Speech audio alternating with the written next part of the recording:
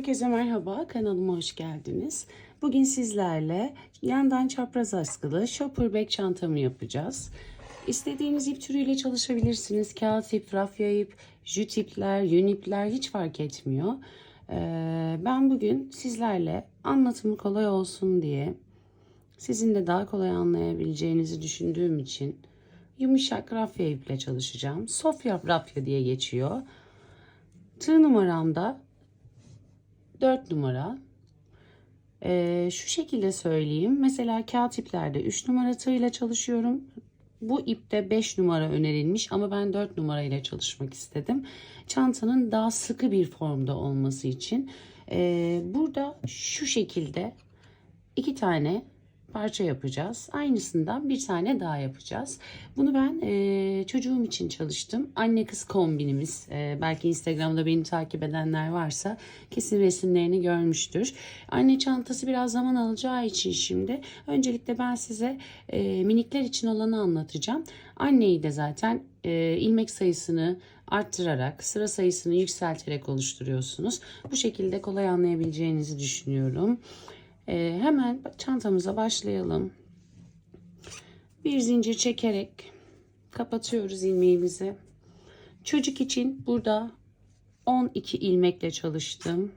1, 2, 3, 4, 5, 6, 7, 8, 9, 10, 11, 12. 12 tane zincir çekiyoruz. Bir zincirde fazladan çekiyoruz. Toplamda 13 zincirle başlıyoruz. Tüm zincirlerimize sık iğne şeklinde batarak devam edeceğiz. Çantayı komple sık iğne olarak hazırlayacağız. Siz dilerseniz çiftli trabzan olarak da hazırlayabilirsiniz. O şekilde de güzel duruyor. Ama ben çantanın formunun daha sıkı olması için, daha tok görünmesi için sık iğne olarak çalıştım bu modelleri. Sıra sonuna kadar sık iğne olarak devam ediyoruz. Son zincirimize de bir sık iğne yaptıktan sonra hemen bir zincir çekiyoruz ve döndürüyoruz. Hemen ilk boşluğa şu şekilde ilk sık iğnenin tepesine batıp sık iğne olarak yine sıra sonuna kadar devam ediyoruz. Burada farklı hiçbir işlem olmayacak. Tamamıyla sık iğne olarak devam ediyoruz. Döndürüyoruz, tekrar sık iğne, döndürüyoruz, tekrar sık iğne. Ta ki istediğiniz boyuta gelene kadar. İlmek sayısı tamamıyla size kalmış. İstediğiniz kadar genişletip istediğiniz kadar yükseltebilirsiniz. Ben şu an hani videom kısa olsun diye sizlere kızım için paylaşıyorum. Kendiniz için de benim çantalarım 22 sıradır. Vereyim, kağıt ipte çalışıyorsanız tamamıyla 22 sıradır. Üst kısmı da bakıp söylerim size, şu an net hatırlamıyorum, yanlış bilgi vermek istemem. 2 parça bundan oluşturup aynısından yapıp hemen buluşalım. Evet, ikinci parçamızı da yaptık. Hemen bir zincir çekip ipimizi kesiyoruz. Elimizle düzleyebiliriz. Kağıt iple çalıştığınızda kağıt ipi ütüleyebilirsiniz. 2 adet aynı parçadan elimizde oldu. Şimdi kenarlarını yapacağız. Hemen ona başlayalım. Burada da kenar kalınlığı tamamıyla size kalmış. İstediğiniz kadar zincir çekerek sayı belirtebilirsiniz. Ben de göz kararı yapacağım sizinle beraber. Hemen bir zincir çekip ilmeğimi kapatıyorum. Çok sık yaptım. 1, 2, 3, 4, 5, 6. Bence çocuk çantası için 6 ilmek yeterli olacaktır. Yetişkin için de 8 ilmek yapabilirsiniz. 10 ilmek yapabilirsiniz. Dediğim gibi siz çantanın genişliğini nasıl isterseniz ona göre ayarlayabilirsiniz. Burada da mantık aynı. 1, 2, 3, 4, 5, 6. Bir zincir fazladan çekiyorum. Burada mantık yine aynı. Aynı şekilde sık iğne yaparak devam edeceğiz. Sadece ufak bir hesap yapacağız. Diğer sıra sayısıyla, bu yapmış olduğumuz sıra sayısıyla bunları eşit yapacağız. Parça parça yapmayacağız. Kenarlar ve altı bir bütün olarak çalışacağız.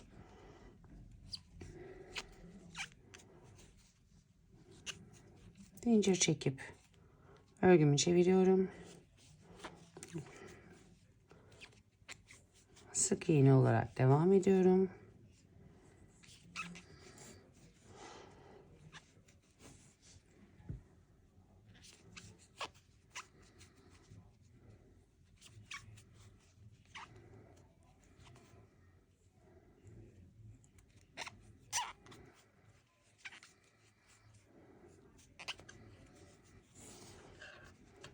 Biraz daha devam edip o şekilde göstermek istiyorum.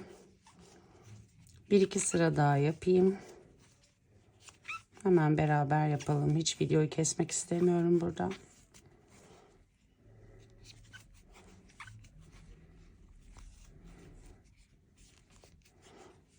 Çok basit. Bir günde vaktiniz varsa bir saatte yapabileceğiniz bir çanta.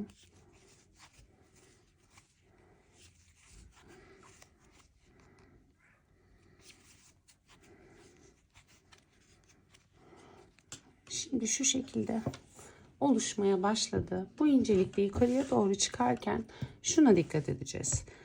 Bu mesela çantamızın önü diyelim. Hemen bunu buraya dikeceğimiz için, bağlayacağımız için buradan alt kısım ve diğer yan. O yüzden sıra sayılarının aynı olması gerekiyor. Şu şekilde hemen göstereyim. Bakın. Yani şöyle 2, 4, 6, 8, 10, 12, 13 tane sıra var. Burada da aynı şekilde 2, 4, 6, 13 tane sırayı yapana kadar yukarı çıkalım. 13 sırayı yaptıktan sonra aynı hizaya gelene kadar devam edin. Sonra tekrar hemen taban kısmını beraber yapalım. 13 sıramız vardı. 13 sıra olacak şekilde ördük. Şimdi alt kısmını öreceğiz. Alt kısmına da 12 sırayla başlamıştık. 12 sırada sık iğne şeklinde 12 sırada altını örüyoruz. Şu şekilde düşünün. Kapama böyle olacak. 13 sıra vardı. 13 sıra sık iğne ördük. 12 sırayla başlamıştık. 12 sıra sık iğne örüyoruz. Tekrar buraya 13 sıra örüyoruz ve bu parçamız da bitiyor. Yani şimdi bu tarafa ördük.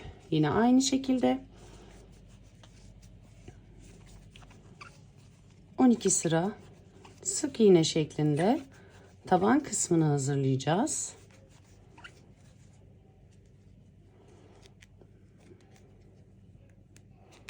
Taban kısmını hazırladıktan sonra 12'de buraya yapıp hemen tekrar bir 13'te yapıp geliyoruz. Evet, kenarları ve tabanı bitirdik. Bu şekilde söylemiş olduğum ilmek sayısı birebir tutmaktadır. Şimdi hemen onu birleştirmeye gelelim. Bir zincir çekip sabitliyorum ipimi. Şu kısımlar öne gelecektir. Bakın. İlk başladığımız sıra, bitirdiğimiz sıra. Bu öne gelecek olan kısım. Bunda da öne gelecek olan kısım burası olduğu için hemen bu kısmı ters çeviriyorum. Burası içe gelecek. Bakın. Burası ön kısım. Burası ön kısım. Ters kısımları iç içe bakacak. Şu şekilde birleştirme yapıyorum. Öncelikle iplerimi gizlemek istiyorum bizi rahatsız etmesin diye. Siz de istediğiniz şekilde aralardan çekerek bu ipleri gizlerseniz daha güzel olur. Arkada da gizleyebilirsiniz. Ama hafif bir bombe bırakıyor arka tarafta gizlemeye çalıştığımızda. Şişme oluyor. Çantanın pürüzsüz olmasını istediğim için tığ yardımıyla ya da ipiniz uzunsa iğne yardımıyla iplerinizi lütfen aralardan gizleyelim. Evet, en azından birkaç tanesini gizlemiş bulundum. Bunda ters düz fark etmiyor. Çünkü biri zaten farklı bitiyor, biri farklı bitiyor. O yüzden kenarlarda ters düz önemli değil. Hemen başlıyorum.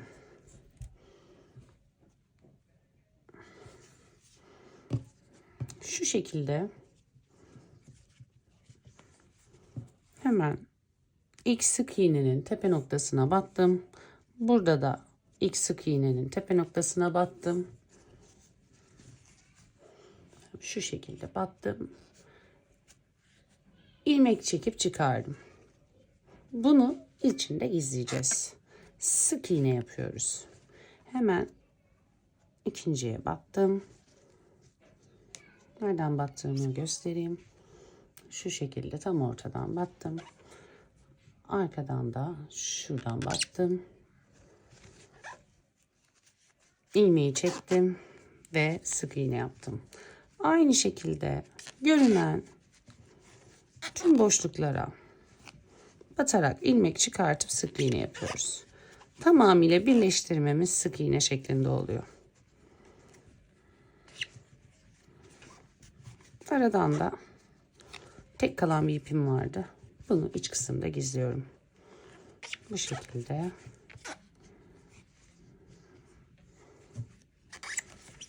Karşılıklı bütün boşluklara batıyoruz. Karşılıklı tüm boşluklara batıyoruz.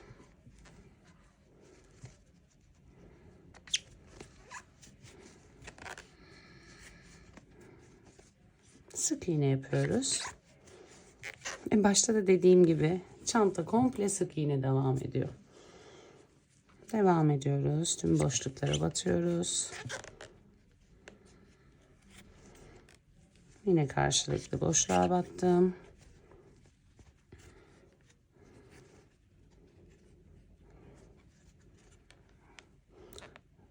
Ve köşenin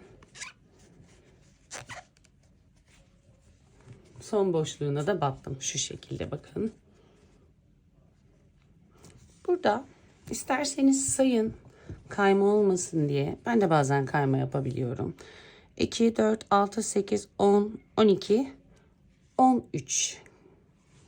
Kenarlarda 13 olacaktı. 13. Buradaki birinci ilmek döndürdüğümüzde buraya gelecek. Köşelere aynı yere şu şekilde 3 kere ya da 2 kere batacağız.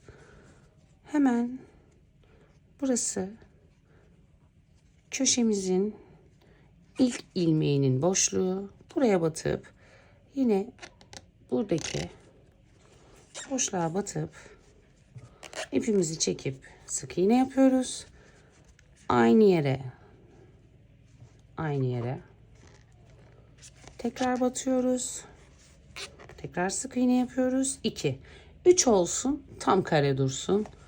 Tekrar batıyoruz ve aynı yere 3 tane sık iğne yapmış olduk. Köşelere geldiğimizde aynı yere 3 tane sık iğne yapıyoruz ve devam ediyoruz. İkinci boşluğumuza batıyoruz. Arkadan da ikinci boşluğa batıyoruz. Bakın şu şekilde. İkinci boşluğumuz.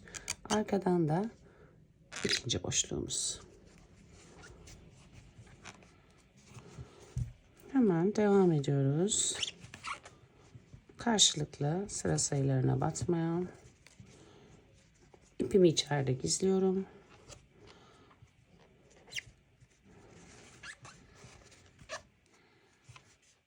Devam ediyoruz.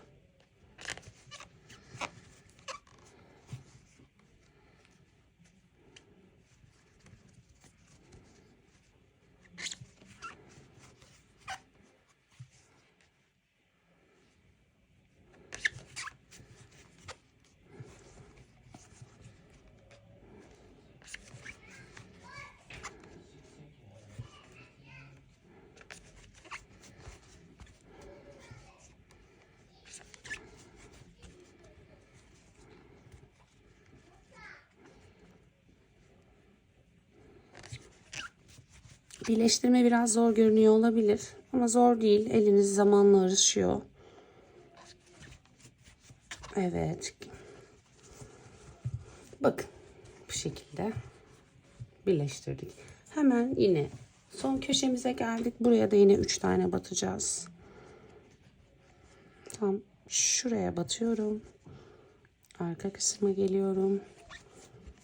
Birinci sık iğnemiz aynı yere. İkinci sık iğnemiz aynı yere. Üçüncü sık iğnemiz. Evet. Buraya da 3 tane sık iğne yaptıktan sonra hemen döndük. Ben tekrar saymak istiyorum. Yanlış varsa düzeltmek için 2, 4, 6, 8, 10, 12, 13. Bu köşeye de 3 tane battıktan sonra yine aynı şekilde tüm boşluklara karşılıklı tığ batıp ilmek alıp sık iğne olarak devam ediyoruz.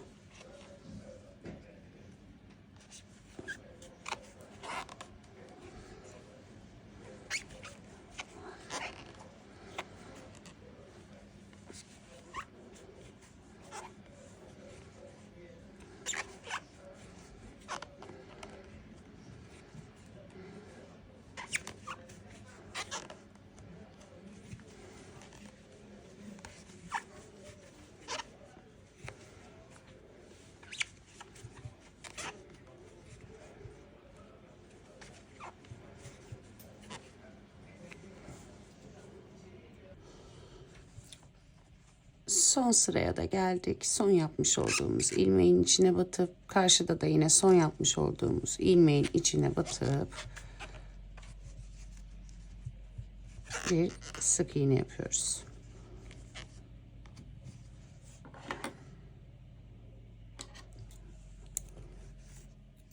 İpimizi kesip bunları içeriye alacağız daha sonra. Buradaki ipimizi de içeriye alacağız.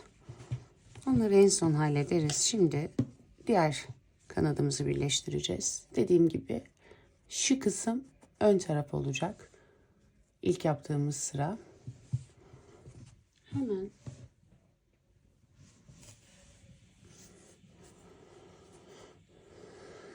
zincirimizi kapayıp burayı da birleştirelim. Burası da aynı şekilde olacak. İlk yaptığımız boşluğa hemen burada da ilk sık iğnenin tepesine batıyoruz.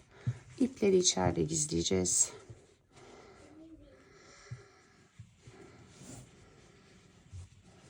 Pardon.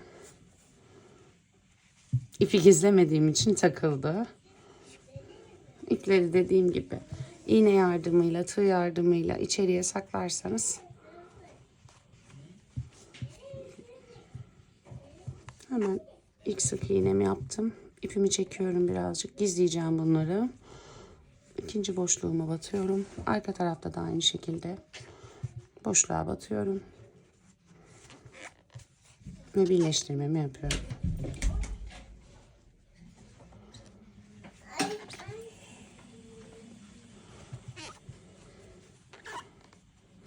Tüm boşluklara batıyorum.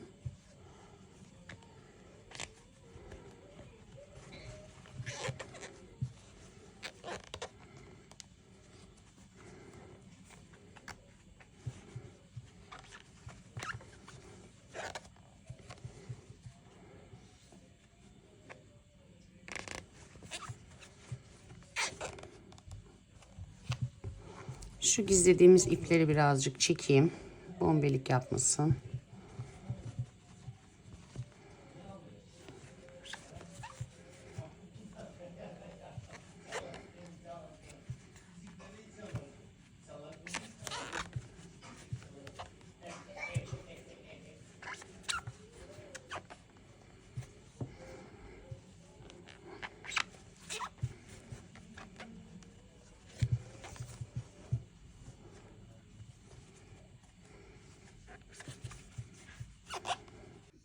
Evet, geldik köşeye. Köşede daha önce de söylediğim gibi 3 tane sık iğne yapıyoruz. köşelerimiz belli olsun diye. 2 3 Devam ediyoruz.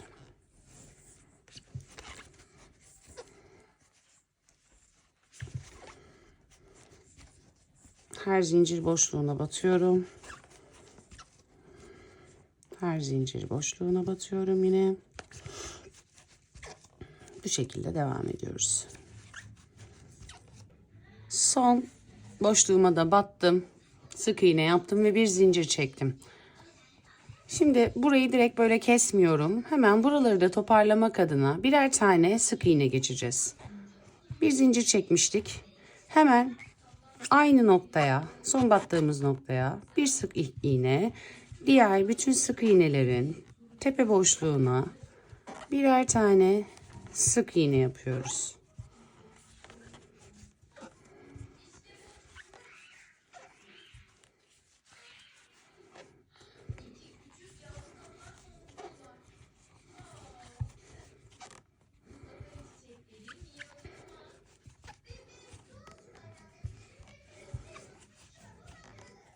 Buradaki son battığımız sık iğneye de batıp bir sık iğne yapıyoruz. Bu köşelerde şöyle yapacağız. Hemen köşede yapmış olduğumuz şu sık iğnelerin tepesine batıyorum ve köşelere de birer tane onlar üzerinden sık iğne yapıyorum. Hemen çeviriyorum. Yine burada batmış olduğumuz sık iğnenin tepesine batıp bir sık iğne daha yapıyoruz. Ve devam ediyorum. Bütün tepe boşluklarına batarak birer tane sık iğne yapıyoruz.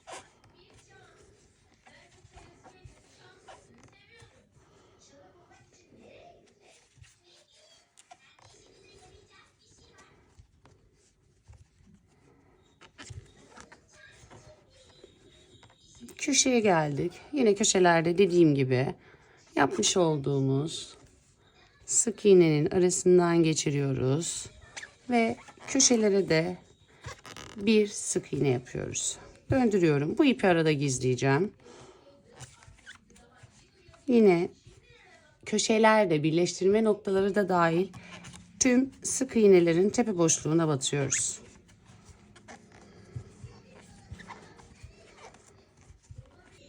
Evet, son köşemize geldik.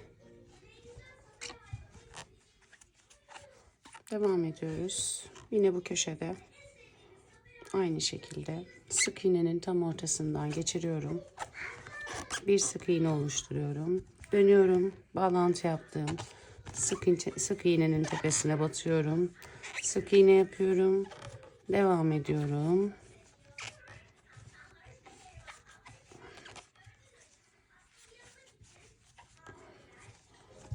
Geldik. Son sık iğne. Burada bir zincir çekmiştik, hatırlıyor musunuz? Başlangıçta bitirmiştik zincir ve hemen sık iğne yapmıştık. Şimdi kaydırma yöntemiyle de olabilir. Şu şekilde zincire batıp direkt kaydırma yapıp zincir çekip bağlayabiliriz. Ama ben şimdi size iğneyle geçireceğim.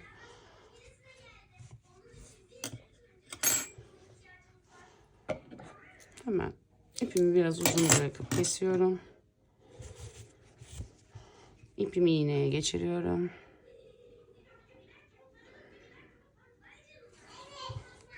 Bu zincir attığımız yerin tam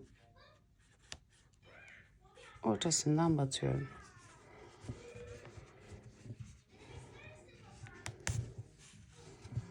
Burada da son yaptığım sık iğnenin tepe boşluğundan batıyorum.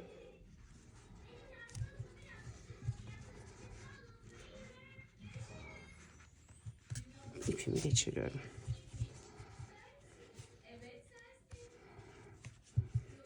Evet, bu şekilde ipimi içeride gizleyeceğim. Çanta Hemen biraz kamerayı yükselteyim. Kutu gibi oldu çantamız. Görüyorsunuz. Burada açıkta kalan ipleri kesip veya tığla içeriye alabiliriz. Çok sıkı bağladığımız için herhangi bir ip kayması olmayacaktır. Dediğim gibi hafif böyle el ütüsü yaparak çantayı düzeltebilirsiniz. Veya kağıt iplerde ütü yaparak. Ben kesinlikle ütü yapmanızı tavsiye ediyorum kağıt iplerde.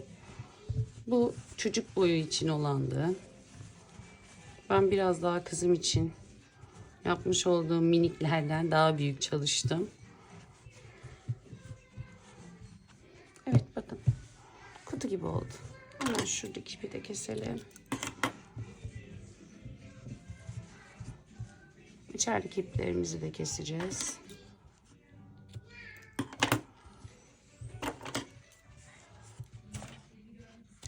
Şimdi çantamızın saplarını hazırlayacağız. Hemen saplara geçelim. Çantamın sapları da bitti. 2 adet küçük sap, 1 adet de yandan çapraz askı olacak, kullanılacak saplardan yaptım. Öncelikle büyüğü yerleştireceğim. 1, 2, 3, 4, 5, 6. 6 ilmek var. 2'ye bölerek yapacağım. Hemen şuradan ikisinin ortasından buradan batmak istiyorum. Daha sonra şu şekilde şuradan geçirip yine aynı noktadan batıyorum. Birleştirmeyi siz istediğiniz gibi yapabilirsiniz. Burası hiç önemli değil. Şu şekilde geçirmek. Evet.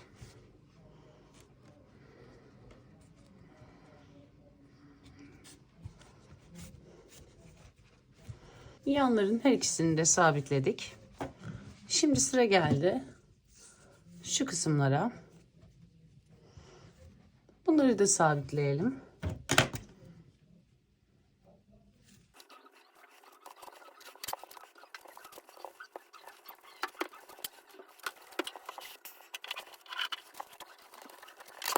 Çantamız bitti. Saplarını bağladık. Çok tatlış bir çanta oldu bence. Umarım siz de beğenirsiniz. Dilerseniz bu kısma mıknatıslı bir çıt çıt takabilirsiniz. Ama hiçbir şey takmadan da kullanabilirsiniz bence. İnanılmaz tatlı ve güzel oldu. Umarım videomu beğenirsiniz. Umarım anlatabilmişimdir. Anlayamadığınız yerlerde lütfen yorumlarda benimle paylaşın. Yardımcı olmaya çalışırım. Videomu izlediğiniz için çok teşekkür ederim. Görüşmek üzere. Hoşça kalın.